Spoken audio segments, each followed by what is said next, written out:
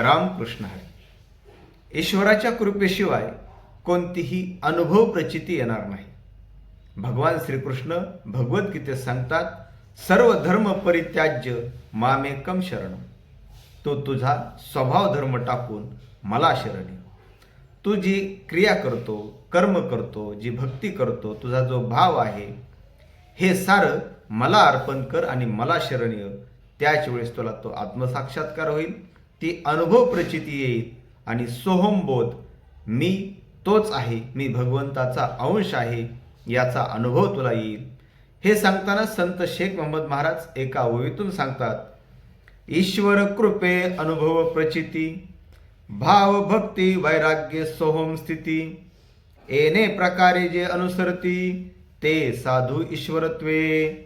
आणि जो आपला भाव भक्ती वैराग्य हे भगवंताला अर्पण करतो, त्यालाच ती सोहम स्थिती प्राप्त होते.